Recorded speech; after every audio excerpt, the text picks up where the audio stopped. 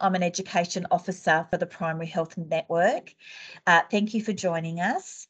Before we go any further, I'd like to acknowledge the traditional custodians of the land that we're meeting on tonight and pay respect to elders past, present and emerging. Tonight's webinar is I Can't Breathe, what to do when you are overwhelmed with paediatric respiratory presentations.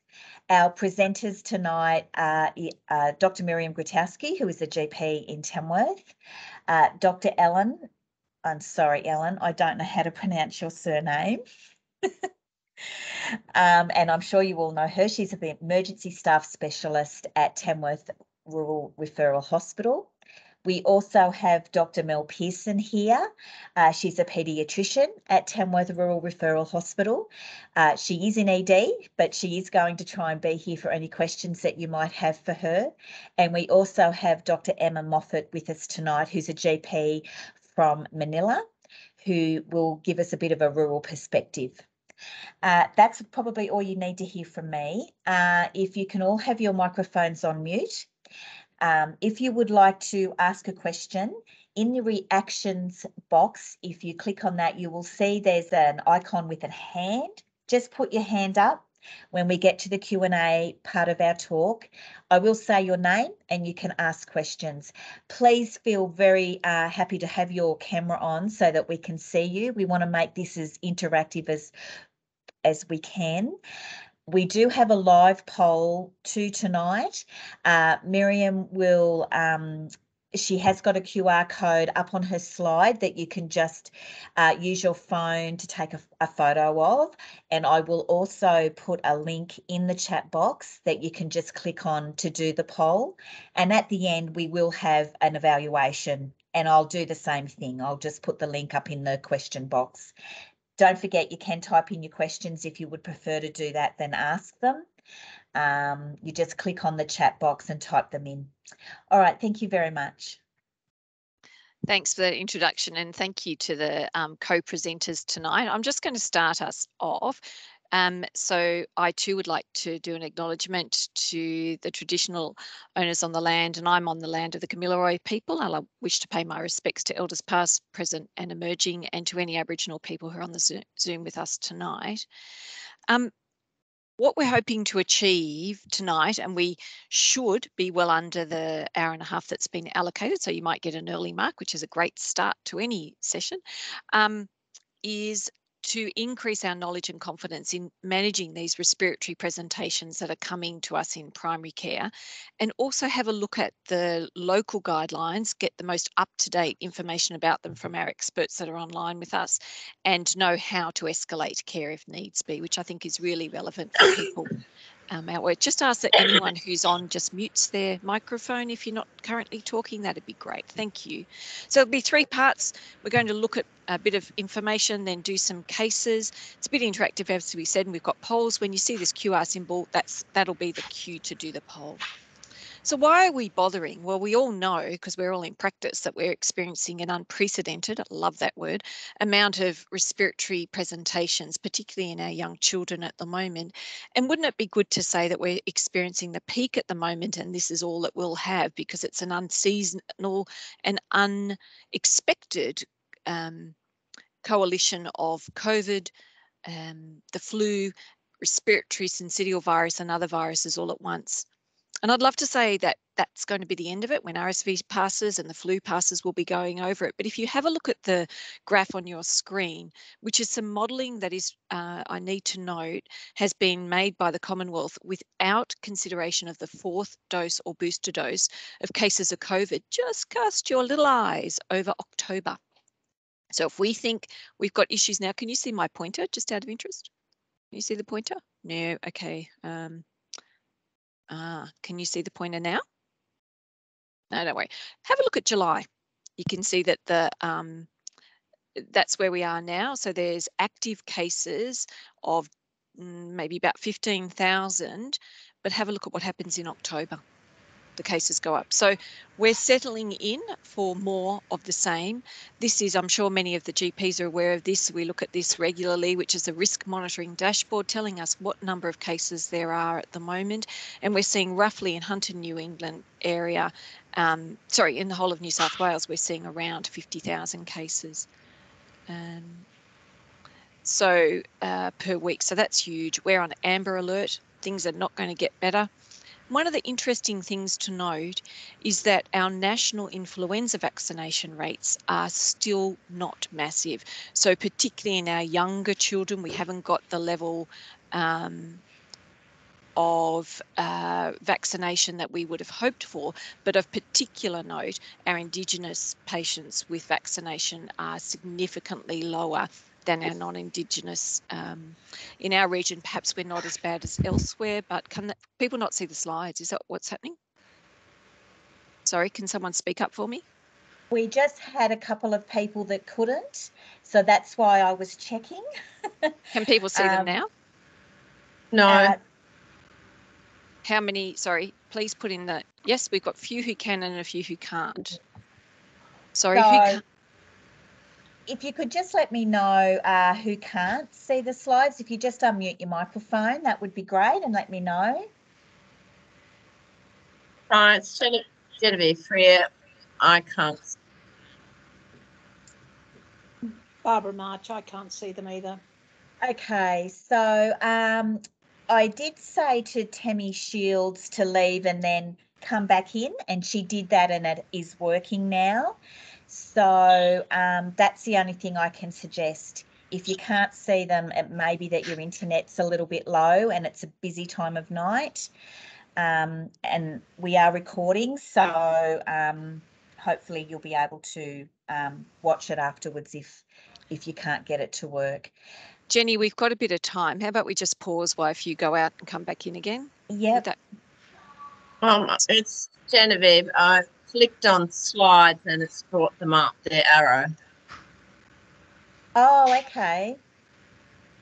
So on the bottom left of the screen, above Miriam's name, there's slides and there's an arrow. Arrow brings. Are you seeing a presenter view or are you seeing the actual view of Genevieve? I think it's the slide, the one I'm looking at, daily active case charts. Yep, good. PHN 108. So I can see the graph and the text. You can't see a whole lot of other slides underneath it? You've got to click on the arrow to see the next one, like slide 5. Yeah, no, that's okay. COVID-19. Yep. Which I'll do for you. I'm just going back to the scary slide. And is everyone else on? Alphonsus, would it be possible for you to mute your microphone? That'd be great. Thank you. Thanks for that. All right. Have we got people back on with seeing the slides? Rob, are you seeing the slides?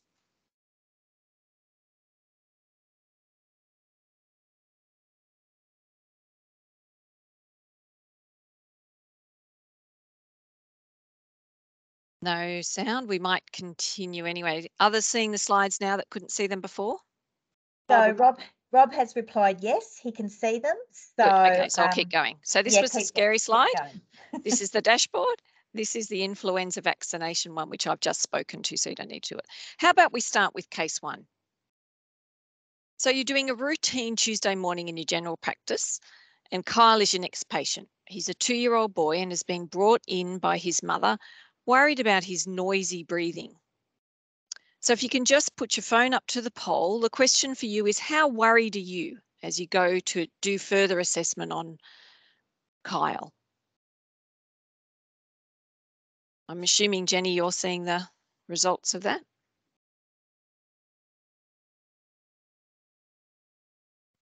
Not just yet, but I will as soon as everybody votes. I have put the link in the chat box and there is a QR code on the slide. It'll take you to Slido.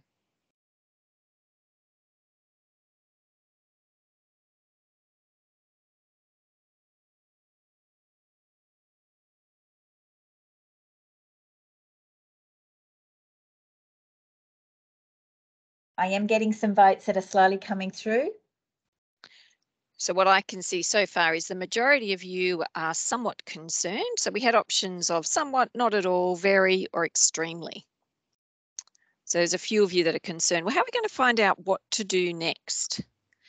So I also want you to think within only this limited amount of information, what are you thinking Kyle might have?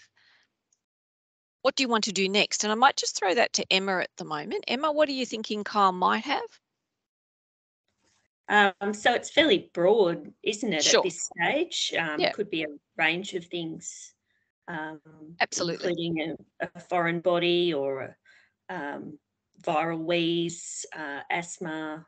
You Great. need more information. Yeah. Yep. Good. So in order to get that information, what are you going to do next?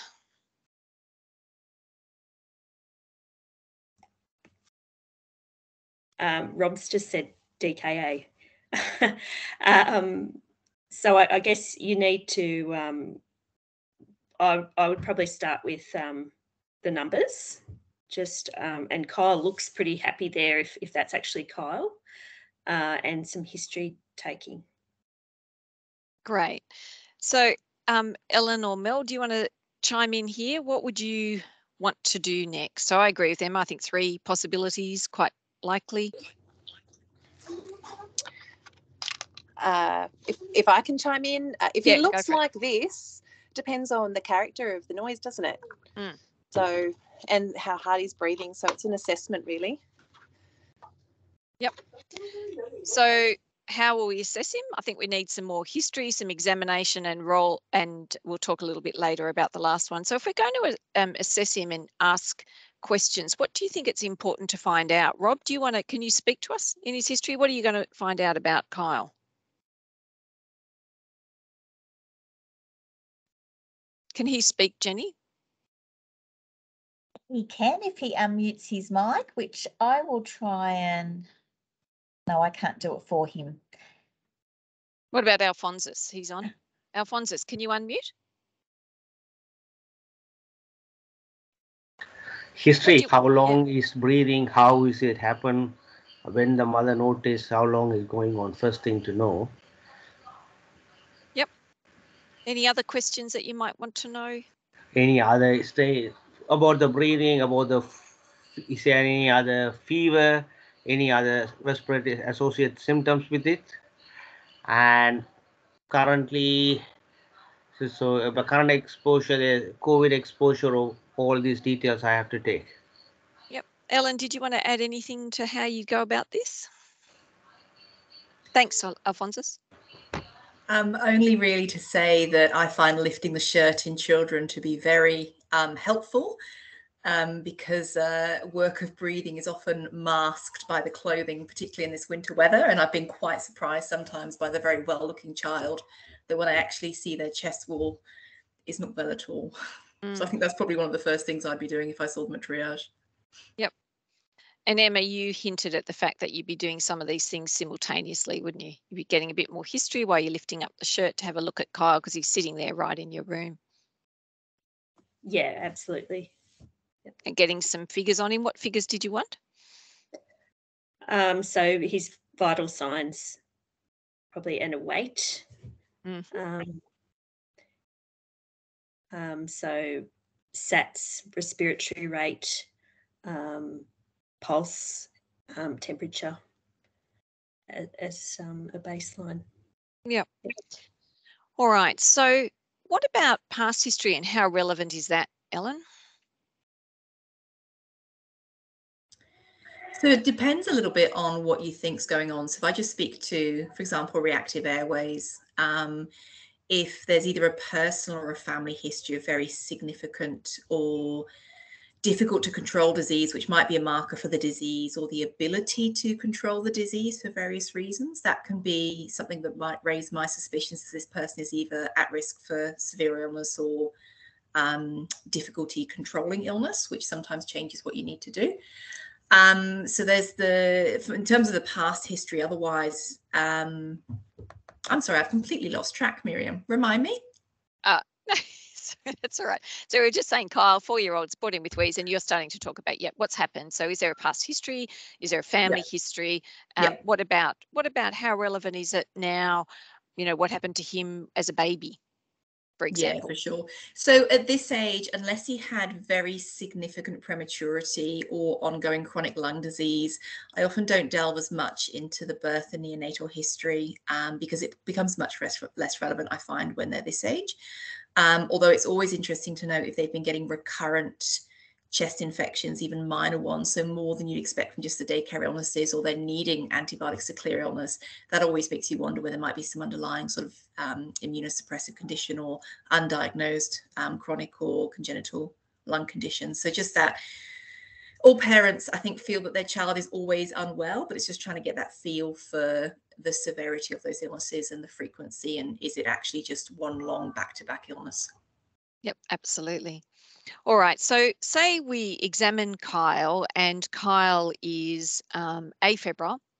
He's sitting in your room, and you can actually, there's an audible wheeze, expiratory wheeze. His chest has reasonable air entry, but scattered wheeze throughout. And he can talk. He's moved happily around your room. He's engaged.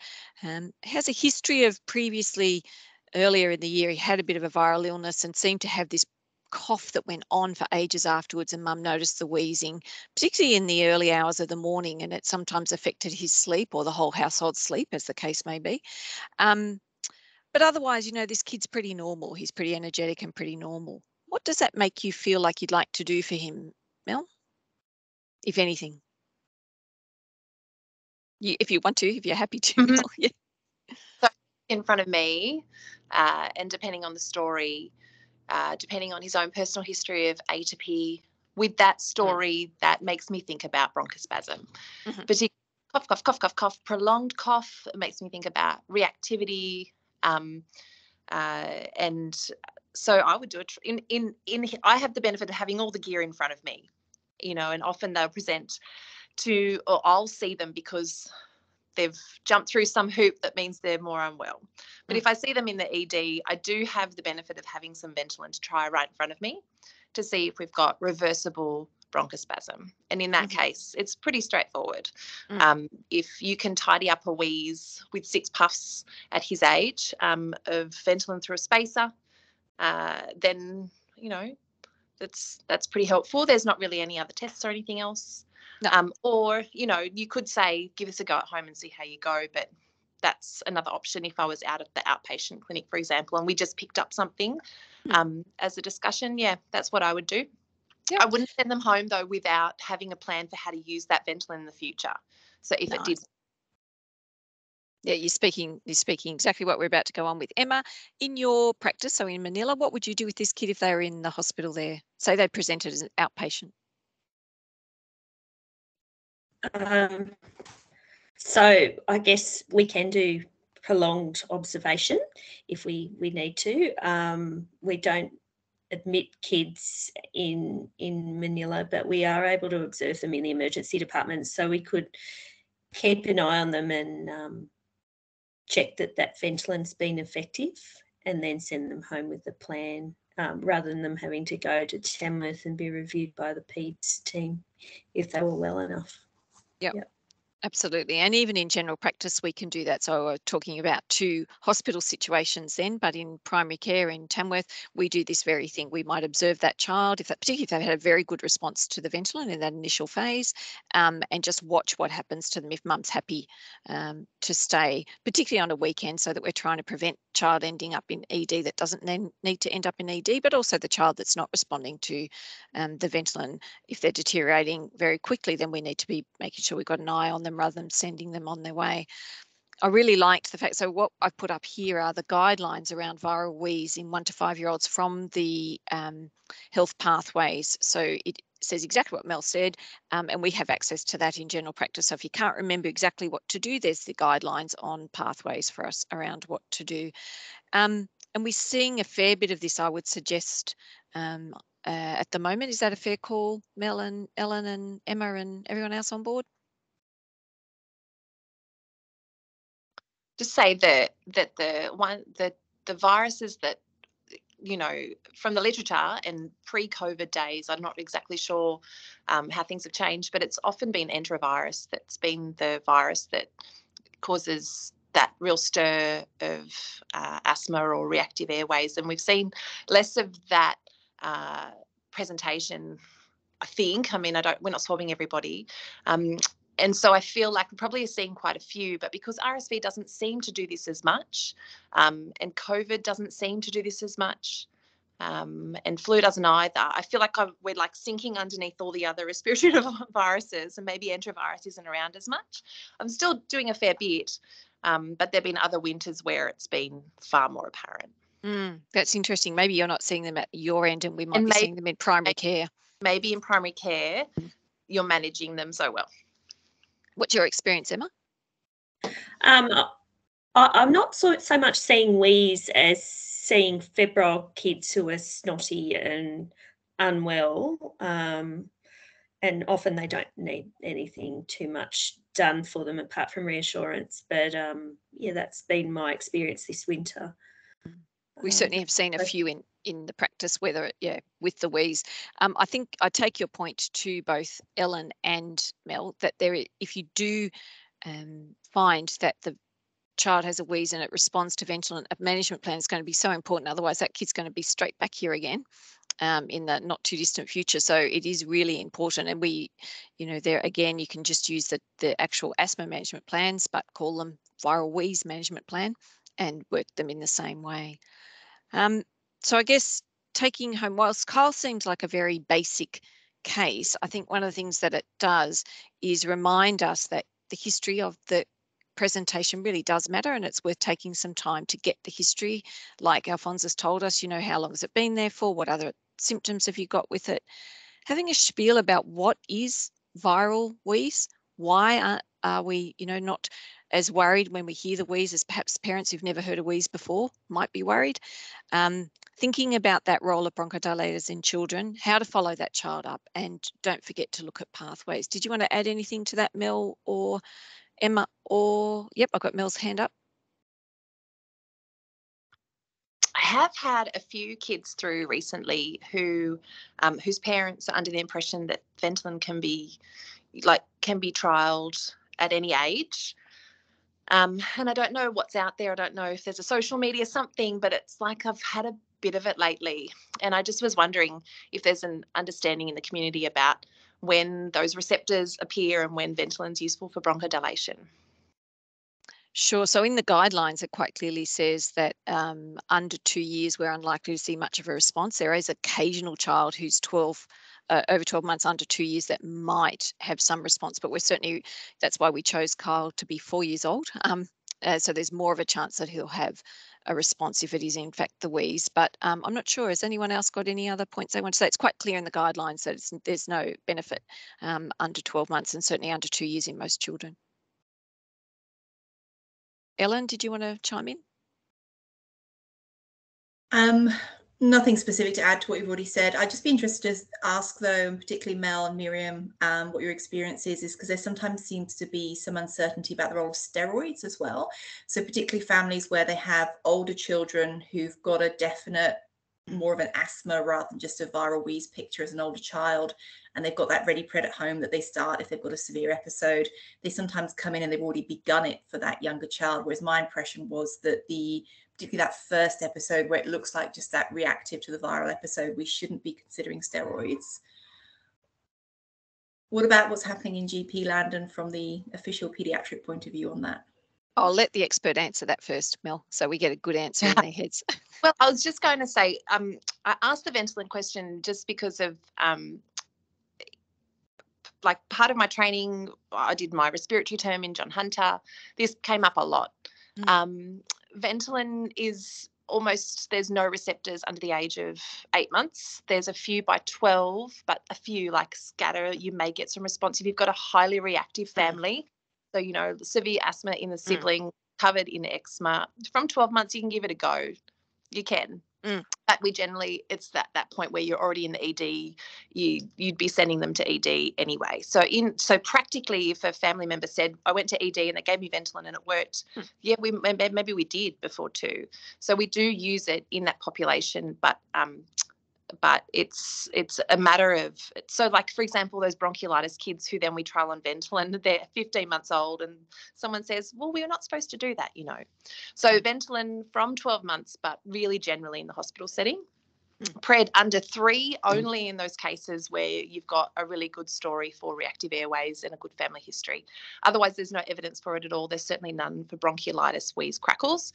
If you've got a beautiful a beautiful bronchodilation, and you've got, mostly an upper respiratory tract kind of presentation with that wheeze that goes away with, then you might think about it. But I'd give 1, because we say steroids only in the sense when we're using it 3 hourly. So we don't even send home with steroids from hospital. Yeah. Yeah, and I think you put, Emma, I can see your hands up, so we'll come to you in a sec. But Mel, you're bringing up, I think, what has changed perhaps for some GPs and in the management, and that's certainly, you're echoing what I've been hearing about, Ventolin for the last few years. Yes, over 12 months often, I only ever do it if I've seen the ED have done it, or you've got that incredible family history in the child. But 2 years is where we would tend to try it. And as you say, if I'm worried if this kid is really not well, I'm not using that as a trial in my general practice. I'm tending to send them straight up to you guys if I'm worried if they've got other parameters that make me concerned. Sorry, Emma, you were going to say something? Yeah, I think there's a bit of a misconception if babies have had bronchiolitis when they've been younger, that families often think that is leads to asthma, or that is part of some sort of asthma spectrum. So we're often correcting a few of these misconceptions that they're 2 different things. Yep. I can't help myself. I will just quickly say, if you're going to end up with asthma, your bronch might be worse. Often the nasty asthmas, if they did get bronch, they have a reactive part to it. So I don't know that there's good literature to support what I'm saying, but there feels like there's an association. Sure. All right. Any other comments from the panel before we move on to some of the stuff that's going to come up that we've been talking about? The next case might highlight. Any questions from the audience before we move on? Miriam, Rob's just asked about premature lung disease. Did you want to clarify that question, Rob? Yeah, I'm back online now. Just that there is, kids with a history of premature lung disease often do respond to Ventolin, so they're the ones you can pick out. Those kids have been premi-infants. The statement from Emma about, it leads to asthma, I think, the current figure is about 1 in 4 to 1 in 5 kids end up with asthma anyway. And I think with the bronchiolitis and reactive airways, etc., I think the figures were almost 1 in 2. So does one cause the other, or is this their first sign that they've got reactive airways? It's, chicken or egg or chicken, does it really matter in the end?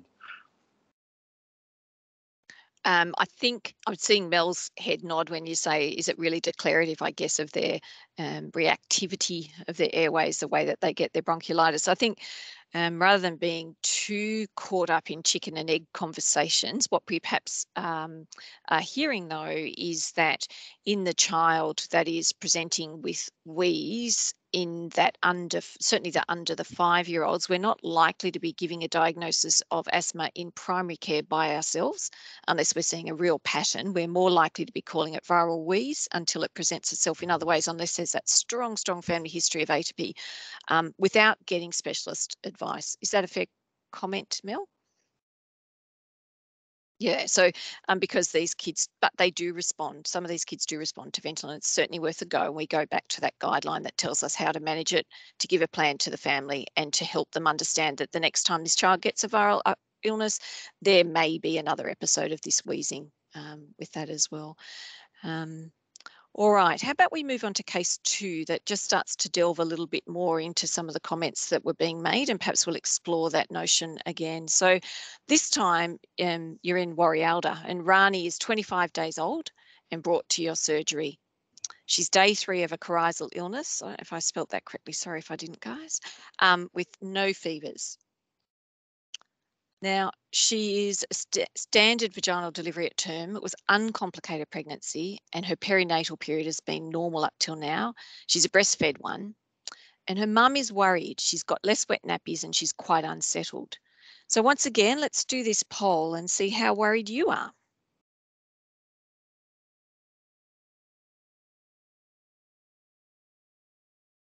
So I've actually just put another link in the chat box so that we can have a new poll. So it's come up as new to me. It's come up as new to me when I put it on. Oh, great. That should do that. Yeah. So far, we've got 100% of people are very concerned. That's good. All right. I think that's completely appropriate, and that's good. What are we thinking now? What top 3 diagnoses? Who'd like to be a guinea pig this time? Sam, are you on a line? Can I bother you if you've got access to your microphone? Sorry, Miriam, what was the question? With this child, I'll just go back to the other slide. Sorry, Sam. Rani, what are your top 3? What are you thinking might be going on? What top 3 things are floating around in your head at the moment? Oh, so I'm thinking she might be a bit dehydrated, which is concerning in and of itself. Look, she could just have a cold, just even, something like adenovirus or, rhinovirus or something fairly benign in an older child. But in this age group, that would be concerning just because she's very young. And their reserve is really not that great. And snotty nose and, if she's breastfeeding and not particularly having good fluid intake, that would be quite concerning to me. So, yeah, I guess for me, look, I'd want to do a proper assessment, but my thresholds for escalation would be, my threshold would be pretty low in this age group. Yep. Ellen, I might let you take over. Thanks, Miriam. Sorry, I gave you a bit of a smirk then, Sam. That wasn't directed at you. I just saw Rob Parsons' comment come up in the post about sibling playgroup plague, and that's not a term I've come across before, but I quite like it. Thank you, Rob. Yeah, good. So I think you've hit the nail on the head there, Sam. It's the age group that's, neonates make me nervous. Like, I like them socially, but I don't like it when they come into my ED. I think they're a really challenging group diagnostically. They're a really vulnerable group. And even when they've got very experienced parents, the parents are appropriately anxious about what's going on. So it's often a very challenging presentation, I find personally. And I was saying to Miriam the other day when we were talking about these cases, like any 25-day-old who's coming with anything respiratory, particularly at the moment with everything we're seeing, they've got to be pretty amazing to be good to go home. And sometimes they are, and that's okay. So in terms of the initial assessment in the ED, so we very much try and prioritise our neonates to be seen very early. Some hospitals have a policy where all neonates just get a triage category 2. Just to try and preempt that. But I think in Tamworth, we're still in a position where we can just verbally escalate and highlight. And we also try and make sure that they're in a sort of a negative, sort of a reverse barrier isolation. So we very much try and keep them in an area in the department where they're not getting exposed to all of the other things that are around, so that we don't add COVID and RSV to their hopefully just adenovirus or rhinovirus. These are the ones that need a very thorough assessment. I always make sure I get a bear weight on them as well, because that weight change can be a really important marker for dehydration. If the parents have the blue book with them as well, that's really handy to see how they've been tracking and what they're doing now. And that assessment, not just looking at that respiratory sort of function, work of breathing, obviously a set of vital signs with that as well, but those dehydration components that Sam was referring to. So thinking about their fontanelle, trying to clarify, the breastfeeding is often quite challenging because you don't know how much they're taking down, but whether or not mum feels that she's sort of getting an empty breast after feeding, whether she's still feeling very full and uncomfortable in herself, whether the child's actually having a solid period of feed that they might normally have, or whether they're sort of just cluster and comfort feeding. whether they're getting particularly breathless or even sweaty during feeding, because you've got to think about that sort of slightly later presentation of cardiac conditions as well in this age group, and anything respiratory. And then the secret sepsis. Neonates are tricky, you know. So this is somebody that I'd want someone reasonably experienced to be assessing. They're going to have a full assessment. We're going to top to toe them. We're going to have a very broad differential. And even if everything's perfect, I'm probably going to hold them for at least an hour or more, just to make sure we've got that delayed observation, repeat set of vital signs. The other things I like to try and do with this age group is actually like to watch them feed if they're able to, and I like to see what their saturations and work of breathing is whilst they feed, because sometimes that really unmasks the situation. And that little snapshot when you're assessing them, and it's the classic things the parents say is, as soon as we came through the front door, they suddenly look marvelous. This is not what they're like at home, and I try and take that very seriously. Thanks. Mel, did you have anything you wanted to add to that? And the other person I was going to ask, Emma, we heard about what happens in Tamworth ED. What would happen in your ED around this too, I guess, is the other question. But Mel first, if we can. This one's tricky because I often will see them when the likes of Ellen or Emma aren't happy, or if they catch me straight away as I walk past, which can sometimes happen. Always really tricky. I don't know how you do this in primary care because I rely so very heavily on observations. I must admit, if the observations are beautiful, the baby feeds really well, there are no fevers, and that's not exactly this story, but, you know, you've got sensible parents. We trial a bit of normal saline drops. Like, I'm not want to get into treatment right now, but, you know, during our period of observation, if I can convince myself this is an ERTI, and only an ERTI, and you've got really functional family members that live nice and close to the hospital, then I'm less worried. Take away any of those things or throw in a fever, or the level of unsettledness as well. I've been not quite caught up, but I've had to do a lumbar puncture once before and had meningitis in a baby who came in just with coryza and maybe a fever but was unsettled, you know, those sorts of things. So I don't know how you do this in primary care. You probably develop some sort of fancy, you know, spiritual thing where you can kind of say, no, go to the ED, because I really heavily rely on obs and that period of observation.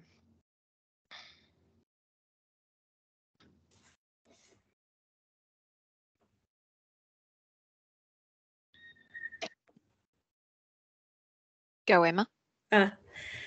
I guess in primary care, if I'm worried, I guess you get a fair bit from looking at the baby. And if I'm at all worried, and 25 days is an age where there would be heightened concern, I probably would send them to our local ED for a period of observation. And again, I'd have a low threshold to send on to Tamworth for a paediatric review. I might just add that there isn't a paediatrician who would not be happy to see that baby as well, because we just know this is tricky. So I guess what I'm saying is that never, just for everybody, never feel like, you know, you're turfing it or flicking it or whatever. We're very happy to see neonates. We know how easy or how quickly things go wrong, and yeah. Mel, out of interest, say this is happening business hours, would you advocate for the GP who's concerned to phone the paediatrician or the peds reg, or go through ED for their initial phone call? Depends what they're worried about. So if there's something objective, then call the paediatrician, because it sounds like something that would be admitted. For example, febrile, tachycardic, tachypneic, all those things, but I suppose they're going to come through ED anyway. If you are sitting on the fence, it's a bit of a tricky one. I think they're going to end up coming through the ED for most of these. I suppose the question is, what is the question that you're asking the paediatrician? Because there's really great guidelines out there. So most of it would be led by the guidelines. I suppose I'm only asking, sorry. Yeah, sorry. I found just mostly the registrar will be quite happy to take that call, and they'll be happy to review. It's rare that we have to ring the paediatrician from outside. I think the problem will be is that no one wants to do that over the phone. Like no one could tell you yes or no over the phone. That it's so much a assessment in front of your eyes, and not because we're worried about the legal, but you genuinely want to know you're doing the right thing, and you can't tell from the story, and you'd have to really rely on who's on the phone. Yeah.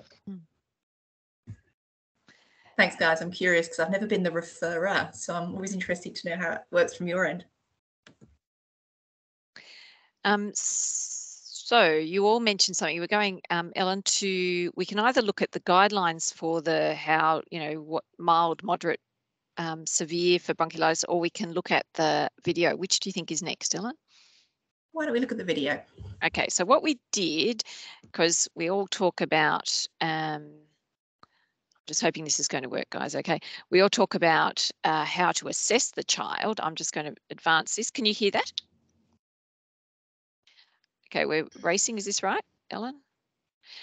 So I'll let you talk to the video, Ellen. I'll be quiet. I don't think I can turn my sound off though. So That's right.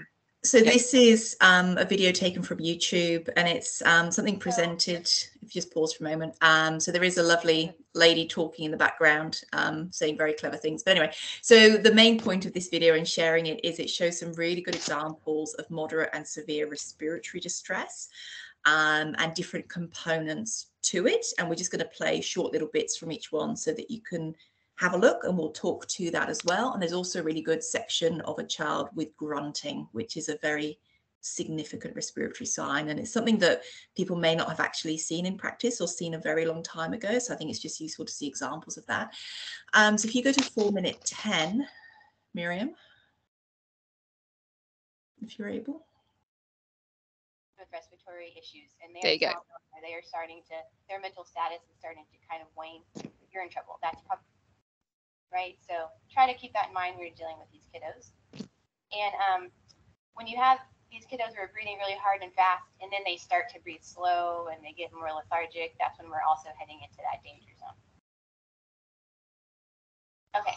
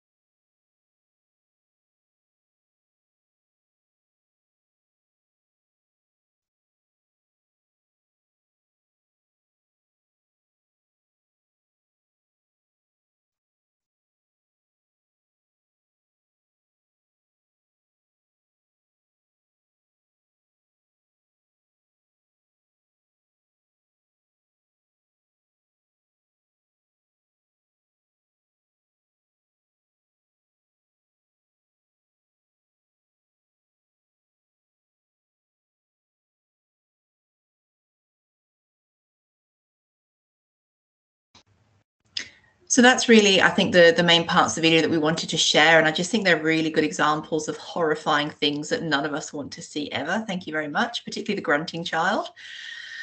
I think the other thing that's really interesting is kids, and we know this with the happy wheezers, they just often not as distressed in themselves as adults are, with the same degree of respiratory distress and work of breathing.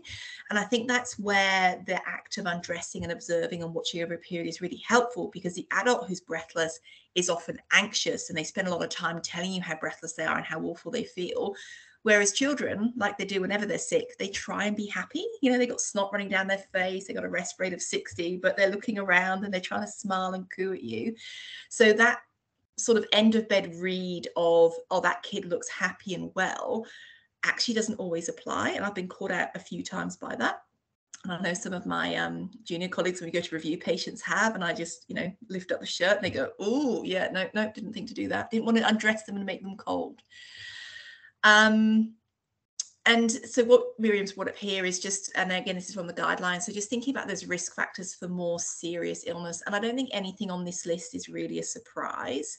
And it's not that any of those factors mean that the child needs an admission or needs a review or anything. It's more just reminding us that these are the patient groups who may not respond how we'd like them to, who might have a more protracted and more severe illness. You know, I think some of that's a little bit, some of them are a bit more, should we say, stronger negative predictive values than others. And certainly if you're collecting a few of those, and for me, particularly congenital heart disease is a big one where I worry, because if you've knocked off your respiratory system and you've not necessarily got a fully functioning cardiac system, and particularly those kids who've got some kind of abnormality picked up as part of their sort of postnatal assessment, but they're waiting for review. So it's not even a quantified cardiac condition. I'm always very, very cautious with that group as well. So this is the guideline. There's a lot on this slide, and on the next slide, we'll focus in a little bit on the management component. Okay, but yeah, here we've got, so the mild, moderate, severe assessment. So this is taken from the new guideline that's been updated in 2021, and this is from this new tri-state series of guidelines that you may have heard about. So Royal Children's Hospital in Melbourne, they have a really good access, good quality, free, open access resources that are available just through their website, being accessed through Google, which are great. So they have been working closely with the Victorian sort of health governance, so to speak, and also the same in New South Wales Health and ACT, to actually correlate and align their guidelines. And the ones that have been sort of gone through and been ratified and ticked off are now called the tri-state guidelines, and that's what that refers to. And it's just a nice sort of coherence rather than having these minor changes between them and you're not sure, should I do the Melbourne guideline because I like RCH and their education, or do I New South Wales Health because that's the government that I'm working for currently, etc. So those are quite good. Now you can access this when you're within the hospital through the intranet, through the PPG, so the Policy Procedure Guidelines. It's quite easy to access there, and it's very similar to the previous guideline, and they've kept the same format, but there's a few little changes. So for example, the mild, moderate, severe cutoff for saturations has shifted a little bit to be sort of 90% rather than 92 plus, and it's kind of minor stuff. But essentially the very wild, the wild child, the very well child who's only got mild illness, who's got sensible parents, who isn't far away, that you're comfortable with clinically. Mel's going to have to disappear, but thank you, Mel, for joining us. Can we just before Mel goes, was there anything you wanted to add, Mel, before we go? Because this is basically the last case like this. Any pearls of wisdom for us? Nope, she might have already had to go. All good. So you can see here, even within the ED, they're saying you have to have had a minimum of 2 assessments over a period of time, and we're not going to be doing them closer together than an hour. So it's assuming that you've got that slightly prolonged observation, which you may or may not have access to if it's the end of your clinic day in your GP practice, which makes things a bit more challenging.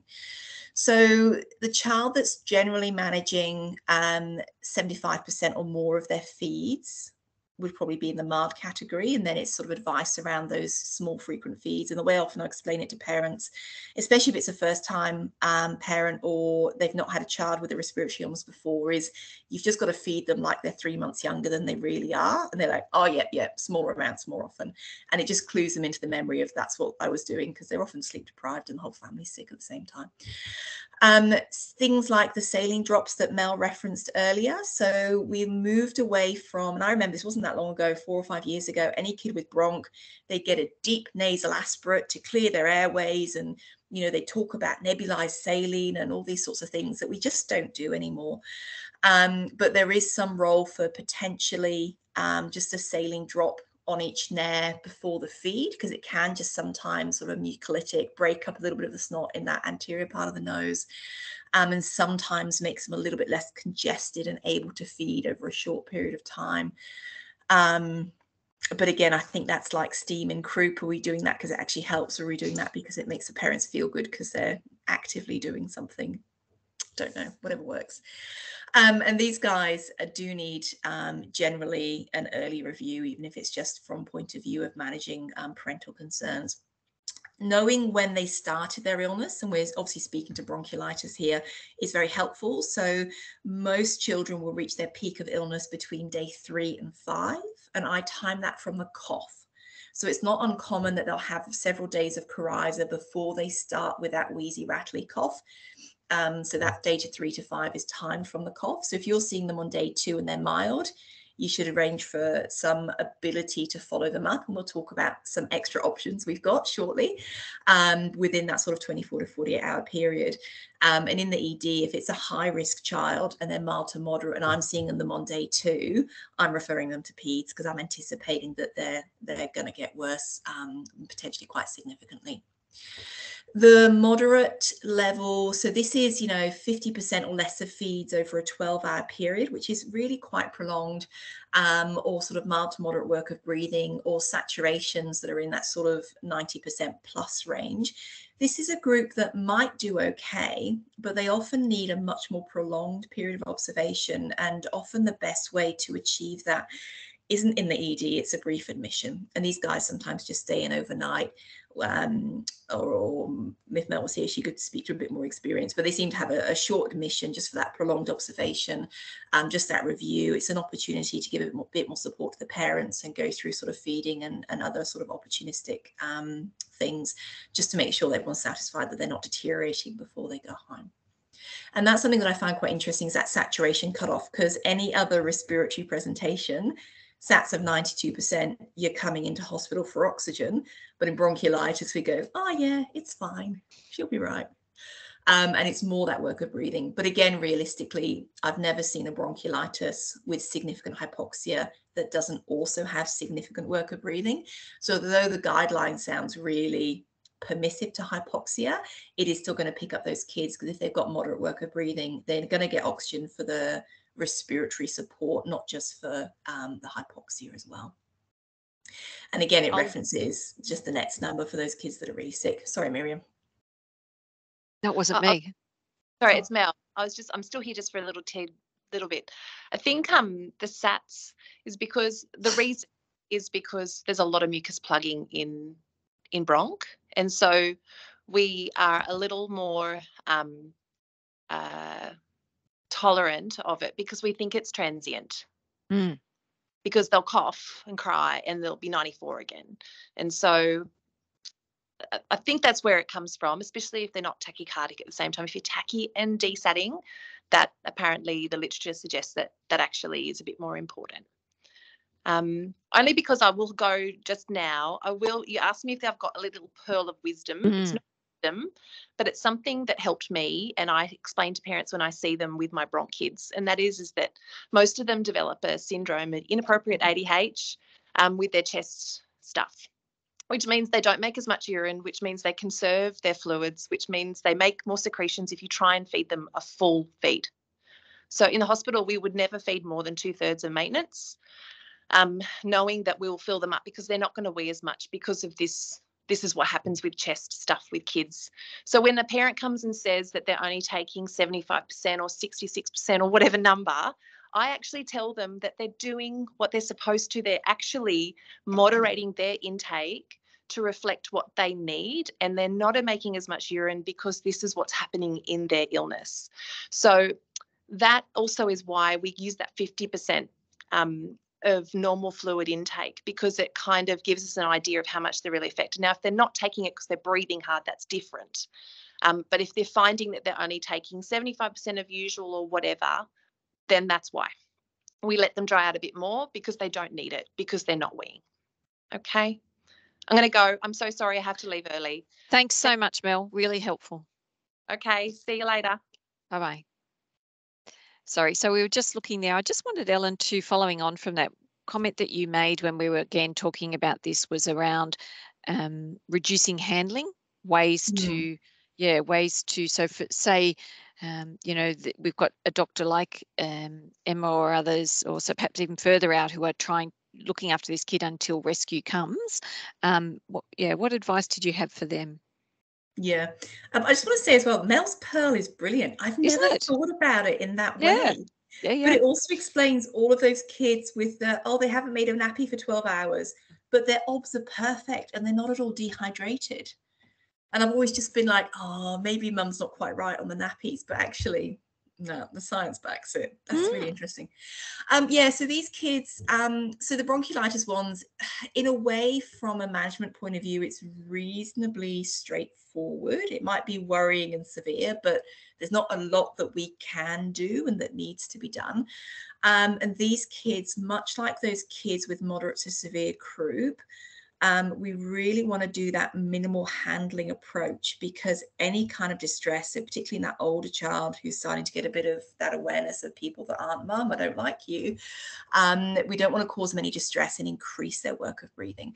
So I don't do ENT exams on my bronch kids. I don't spend a particularly long time looking for rashes or their belly or other things unless I've got a suspicion that there's something else going on, or they're a neonate and I'm doing that broader screen. It's really that limited respiratory assessment, looking at the work of breathing, looking at the vitals, keeping them on mum or dad or whoever they're comfortable with as much as possible. I don't want them on the stretcher. I want them wherever they're going to be, where they're happy and they're breathing more comfortably. And really trying to do a one-stop shop for anything that's going to be distressing. So if we need to do a swab, or if we need to do an NPA to get a good aspirate for a swab on a very much younger child, we do it at the same time that we put in the NG and put on the nasal prongs, so that we're just doing that one sort of 5-minute causing distress, because they'll often get significant work of breathing during that, and then we back off, go up to give the child back to mum or dad and say, sorry, thank you, please give them lots of cuddles. It's also interesting because mum or dad, I keep saying mum, but it's often dad as well. They're much more comfortable when they're holding the child. A calm parent gives you a calm child.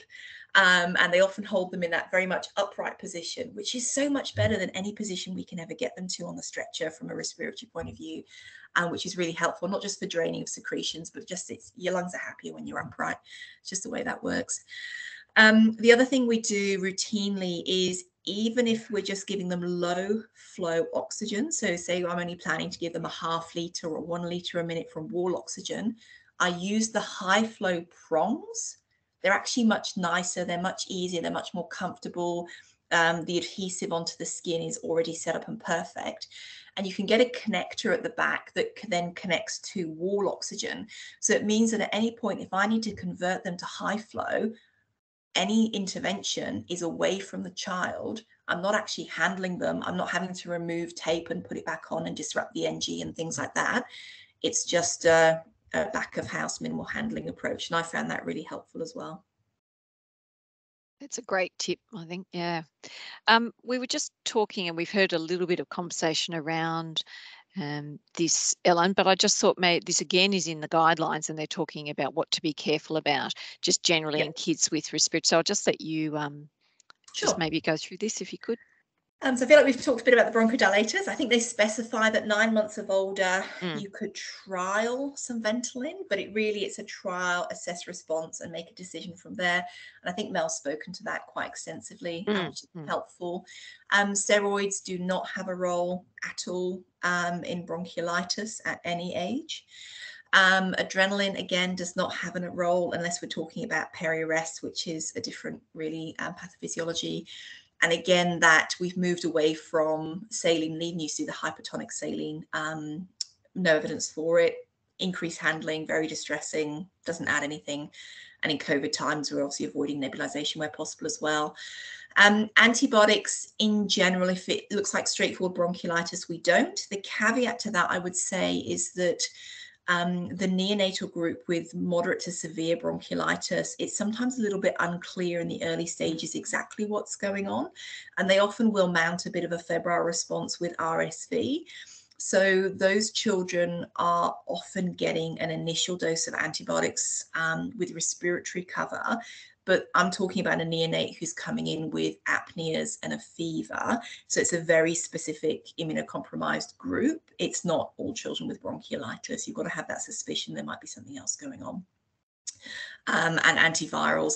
Well, I'm interested in this actually. So antivirals not indicated. What's the current, if it's COVID positive, are they in that immune group, Miriam? Are we supposed to be thinking about these? Oh, mate, I'm sending them up to you. I'm sending them up to you. You're going to sort that out. Not in a kid. I'm not making that call. Sorry. I'm having enough fun doing it in adults. Can I just bring you back to a comment you just made? And I know I've also had this conversation with you, and I found what you described really useful. You mentioned apneas in children and the importance of apneas. So can you tell us? So I've got this little 25-day child. How am I going to get a history from the mum to know whether that in fact is part of the picture? Yeah, cool. So to be an apnea, really, they have to have paused breathing for, it's usually a quite prolonged period, it's 5 seconds or longer. And there should be other changes that are seen with that. So they might go floppy, they might be pale or cyanotic. So sometimes sort of I'll ask mum, you know, looking at their apnea, etc. Sometimes it does, yeah. So apnea in this age group is not uncommon just because their respiratory centers are so underdeveloped. And just anecdotally from my experience, I tend to see it more in RSV than other viruses, but that might just be what I'm remembering. Is I specifically ask them, you know, look at their breathing. How long has their breathing been like this? Okay. Have you noticed any episodes where their breathing looks very different? Have you noticed any episodes where it looks like they're pausing their breathing? Because if you say sometimes words like, because it looked like they stopped breathing, that in some people is a big emotional signifier for something else like SIDS or things like that. So they might give you not the answer you're expecting. And then I go a bit further. Okay, what about any times when they've been particularly floppy or loose in your hands where they're not responding? Have they been particularly pale or gone dusky or a funny color? And if they say yes to any of that, I just explore it a bit more. Okay, how many times? What were you doing at the time? Did you have to do anything to stop it? Because we had one kid the other day who was very appropriately managed in another center who came across who actually, when you really pushed the parents, had been having apneas at home, but they hadn't quite realized what it was. But they described these sort of slightly floppy, dusky episodes where they actually had to stimulate the child to get them to suddenly pick up again. And then when I say, you know, was they breathing really hard during that? They go, oh, actually, no, I didn't notice. They weren't doing the sucking in thing. I was like, oh, okay, so they'd stopped breathing. Right, okay, excellent. So it just helps again to sort of stratify that child, because sometimes it can be transient and they can look really well in front of you. But if there's a history of apneas, again, that's not a kid that you're going to be sending home from a peripheral site. That's someone who's going to need that prolonged observation and that paediatric input. That's great. Thanks. Emma, did you have any questions? Because that sort of ended the broncholytic case. I think, you know, we've really highlighted there how important that history is. You know, I mentioned the neonatal and pregnancy history of that 25-year-old, and they were a 25-day-old, child. But that's, you know, obviously very important to get very quickly.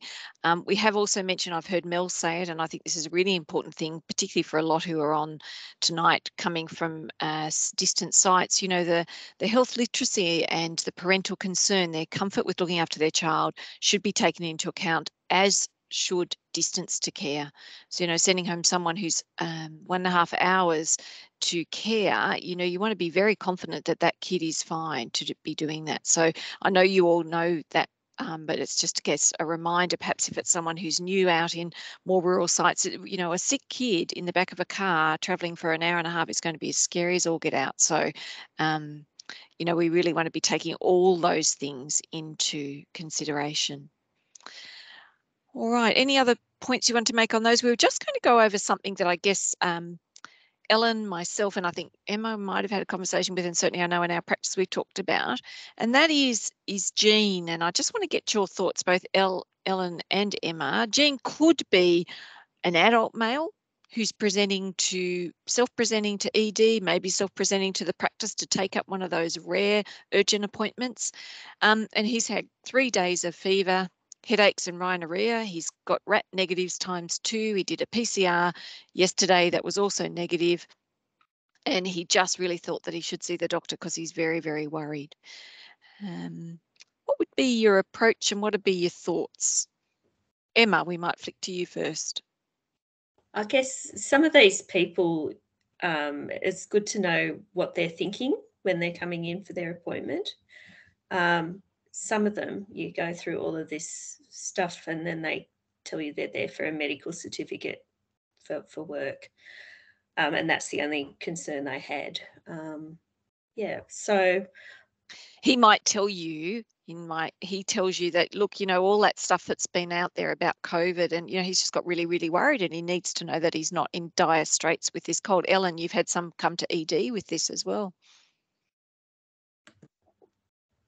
Yeah, we seem to get little flurries, and I find this really challenging as well because sometimes hidden amongst all those worried well is the young person with pneumonia, or who it might just be influenza, but actually they're pretty dehydrated, they're pretty crook and they're needing some help. But they're hidden behind 10 people who've had, like we get a lot of people who literally, I've had a runny nose for 3 hours. You just think, okay. Yeah. We did have a nice little hiatus for a couple of years where I think the antibiotics doesn't fix virus message was really clear and people stopped asking for it and they were coming in asking for swabs. But I've started to notice again that people are coming in saying, oh, I think it's pneumonia, when they've quite clearly got an ERT. So there seems to be quite significant community concern about really quite minor symptoms. Yeah, absolutely. All right. So let's say that was Jean and you were able to reassure Jean that he was okay and that he in fact has another sort of a virus, but he's going to be okay if he keeps his fluids up. He can use paracetamol if he needs to. Maybe you did give him a certificate, Emma, like you suggested, and he's happy to go. But what if Jean, it wasn't Jean, what if it was, I don't know, pick a name, Sue, and Sue was a 6-year-old child, and Sue's parents are quite concerned, but the observations and so on are really quite mild. What even if Sue was 12 months old and you've diagnosed bronchiolitis, but she's actually in the mild category? Ellen, what do you do and what options are there for these respiratory cases that we're seeing both in primary care, in outlying EDs and in your EDs, just in huge numbers at the moment? Yeah, so this group, it's big emphasis on education, trying to figure out where they are in their illness, particularly if we're talking about that bronchiolitis. Are we potentially peaking? Are we on the improvement curve? That fact sheet that Miriam's just brought up is excellent. So we also know from literature that we can tell people everything and they can nod and understand and repeat it back to us, but actually when they leave, probably only about 30% of what we said will be retained. So this kind of information sheet is quite helpful. And what I'll often do is I'll print the sheet out and I'll actually go through it with the parent and I'll point to the things and talk about them to focus on the bits that I think are more relevant. Because oftentimes if you just give them the sheet, they chuck it in the bag, they don't look at it again because they forget that it's there because they're sleep deprived. Because nobody's sleeping. Yeah. The other thing that's come out recently that's quite interesting, and I hope you don't mind me speaking this, Miriam, because I'm assuming that you're hoping I'll segue onto it, is the virtual kids. So, oh, look at that. So this used to be COVID kids. So this is run out of the John Hunter. And it's run by some pretty experienced paediatric nurses backed by a GP VMO and also one of the paediatricians. So this used to be exclusively just for those children diagnosed with COVID. And it was the ability to have a follow-up phone call and also potentially a video sort of health interaction with one of those nursing staff or potentially the doctor if they were felt to be more severe, to talk through supportive care, what to do next, do's and don'ts and things like that. And they realized that actually this was really helping to reduce the concern and the need for presentation. There are a lot of patients, even in the moderate group, that they were able to sort of limp along, and they would sometimes do like a twice daily review and keep them at home where they otherwise would have presented, not necessarily needing intervention, but needing that interaction. So what they did as the COVID numbers and the fear around COVID seemed to reduce slightly is they actually opened it up to all respiratory presentations. So if you have a child with an acute respiratory presentation where there's either clinician or parent concern, particularly around that work of breathing or dehydration component, they will follow that child up. So there's a specific referral form that can be completed, and that should be sent through to, and I think the email address is up there at the bottom, and that gives some information to them from the clinician, which is very helpful. And they also have asked that if there have been some vital signs done, if that they can be included, or that the parent is given a copy of those vital signs so that they can then talk about what they were the next day. And then the parent then phones the number during business hours on the next day to kind of book in and triage, and they can get reassessed and they go from there. So they can manage quite a large caseload of kids. So even during COVID, they were having, they said, between 90 to 110 kids on their books every day that were getting called at least once a day, and they've got the capacity to do that. So they're really encouraging us to use this service. And they've even got a setup in the John where there's a nurse on shift during some of the busier shifts who will go to the waiting room, approach all of the paediatric respiratory presentations, assess them, and sometimes just send them home from the waiting room referred into this service. And I think they said that on some particularly busy days, they're getting 10 or 20 kids a day that they're able to divert from having to have prolonged waits assessments in the ED, just to make sure they've got that quality follow-up. Because the challenge from the ED point of view is we're often seeing these guys out of hours. There isn't the ability to even see if you're able to phone and get an early review, or it's a Friday or the weekend and the GP practice. It's not an option, even if, you know, you guys weren't overrun in the first place. So this is another port of call that I think is going to be quite valuable, particularly if the numbers are going to go up the way the modelling predicts. Absolutely. And I think on that, some of the GPs out there may already know about that, but for the patients that actually can afford it, there is also a private version very similar to that, but not solely for respiratory illness, for following up children that you may wish. With a referral, the patient will pay a fee of around $180. Is that right, Ellen? I think we looked it up. Anyway, it's $180. There will be a rebate back if that has gone with a referral, but again, it's a virtual a virtual emergency run facility with FACEMs running online assessments, and parents that may want to follow up if you are inundated, unable to do it yourself, or the parent concern, they want the option to be able to follow up. This is another option. But again, as I said, this is a fee-paying service. I don't know if anyone online has had any experience with this. I spoke to a doctor in our practice who does use this and has found it to be very, very effective for those that can afford it. So just mentioning those. So that's the end of our cases. And I thought, you know, we've got a bit of time now. If anyone's got specific questions about anything we've discussed, or specific questions for Emma, Ellen, around this information, has anyone used any of those services, had experience with the virtual kids, or the virtual respiratory service? Rob's just put a question in the chat about Ryan's rule in Queensland or reach for New South Wales. Assuming that means the virtual care, the kids service. No, so they're different things, aren't they? So the reach is an inpatient number that you can call if you're concerned and you're a patient or a family member. This is actually triage assessment and then sort of discharge onto a program, isn't it?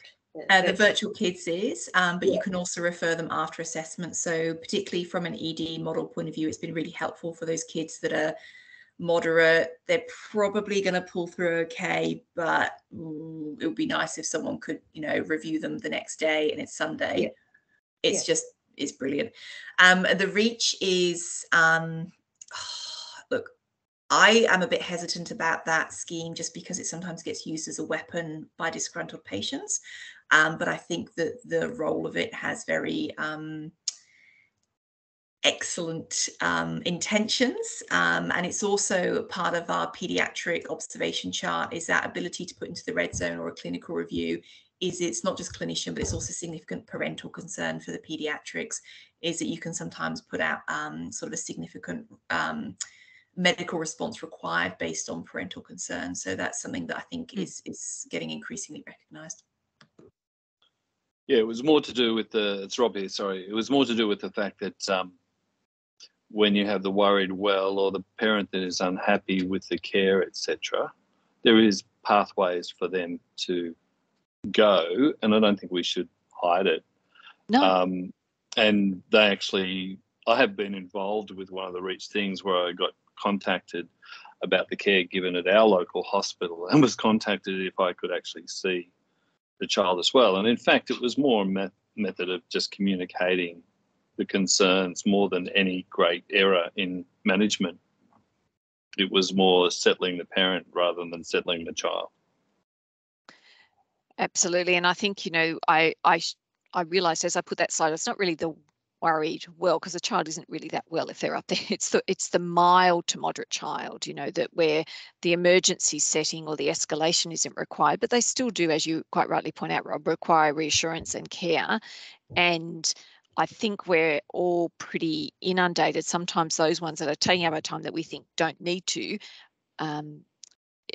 I know we're all mindful of it, but being very mindful not to give them short shift, because I think that does cause that bouncing back. And most of us are used to parents being concerned and reassuring them. It's just the sheer volume at the moment and the time that takes that can be a bit overwhelming, and it's presenting different models that are there. But I have a feeling there's a few more. These are the two, the virtual care one that we know about and the cub care that I know about, but I think there's some other ones out there too, which are FaceTime online ones. Sorry, Miriam, just who can go or who can refer to the virtual kids? Is it both of them? It's both. It's so you can be self-refer. They can, and they can be referred by a practitioner in both instances. So in both the private and the public one. Yep. Okay. And they will assess them and determine appropriateness and degree of follow-up. In both instances. In the private one, what you're paying for is you sort of end up in this virtual space where you can be connected with periodically for 24, 48 hours, depending on what you're triaged to be, and you a FaceTime will come in and check on you. That's what happens there. The virtual kids will be a telephone call if appropriate, or video if needs be. So. And what we've been doing as well, Emma, is with some of the horrendously long weeks we've had, particularly with younger kids, parents are choosing to just go home because, it's midnight and this is getting ridiculous, is that when they come, because they're usually pretty good at letting us know they're going, we try and reassess quickly, even just from an ops point of view. And then we're now providing this as, I'm really sorry, come back if things get worse, but you know what, phone this number in the morning as well. And that's a way of accessing a review if you don't want to come back to the ED. So it's trying to capture those people who, just because of the volume, might get missed. Okay.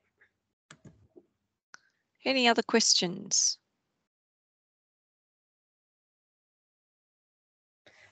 Just Lynn's made a comment about my emergency doctor in HNE. I'm just wondering their role in managing patients. I guess I've come across them as the telehealth service for outlying areas that is to be rolled out. Yeah, that's pretty much correct, Emma. It's something that started in HNE in the last 5 to 7 days. It's a FaceTime run virtual service that Hunter New England has paid for a number of packages, which is close to 600 or something, and each consultation is a phone call into that service, and they're triaged, and then the FaceTimes will consult them over a virtual telehealth model. It's more so for the emergency departments when they're on BCP or they're struggling with the workload when they've only got one doctor. So it's more a hospital-based service, but it's out there at the moment to boost up the virtual telehealth stuff. Is it active in certain sites at the moment, Lynn? Because we don't have it yet. Glen Innes went live yesterday. So Glen Okay. Innes was using it yesterday. I think Cessnock and WeWar used it this week. So I think there's about 5 sites that have actually gone live this week with my emergency doctor. Okay. Right. And now there is as Jenny is saying, please fill in the evaluation link that she's put in the chat above. That's would be really important. Very happy to keep taking questions. We've got a bit more time, just recognising that some of you may be popping off. We just really wanted to go through some examples to help trigger some conversations about this assessment and management and triaging and recognition that we're all feeling bombarded by these cases and managing them. There's no question that people are not managing them well, people are managing them well, but we thought we'd get our brains together to try and streamline and share some of the tips. You know, that gem from Mel will be something that I now use. I really liked Ellen's, minimal handling in the sick child. I like the top tip there, around the if you're putting prongs on, what to do, and that's much more relevant, obviously not for me, but for people further out. And the message that I know Ellen and Mel both wanted to really get across was early transfer if concerned with children. People are very happy to see children, to take your calls about children, those of you from outlying areas. Any other comments or questions from Ellen or Emma? Or any other questions popping up? I can't see what you're looking at, Emma. I'm really glad you're looking at it. So, Ellen. I just wanted to add to that, Miriam, and I'm aware that certainly we've not been able to take the calls the way that we would like to from some of the outlying sites recently. And please, please, please don't take our unavailability to mean disinterest. We are very interested, and we wish that we could support you guys more than we're currently able to. I guess like everywhere, we're suffering from workforce that's away with illness as well. We've got patients that are sick and workforce that's really very much impacted. So, all right. Sorry, go on. Yep. Someone online.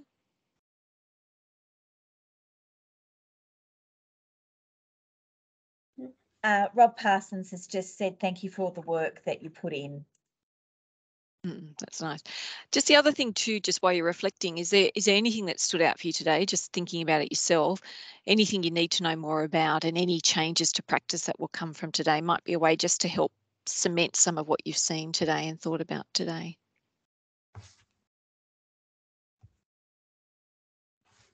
Ellen, just a question for you. Sorry.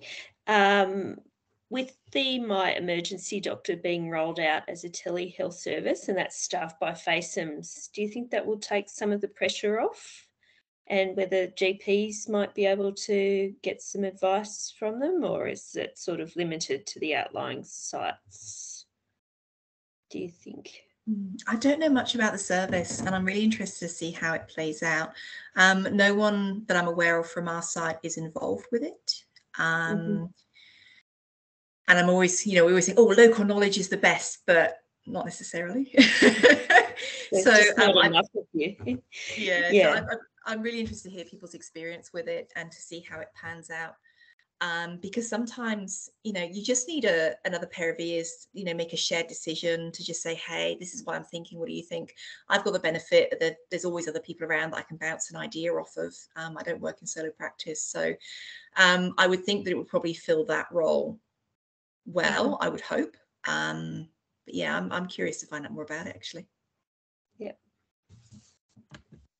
Yeah, it's only brand new, guys. It's only started this week. Some of the FACEMs are actually in England, so it's sort of going to be like a 24-hour service because they're working on different time zones. They'll be able to cope with a lot of the after-hours stuff. So it sounds good in theory, and we're sort of only a week in, so probably not too early to make too many comments, I suppose. Yeah, it'd be interesting to know if they understand context. That's all, the stuff about distance and vastness. Tim Stewart from Maitland was one of the people running it, so there's a little bit of knowledge in there, but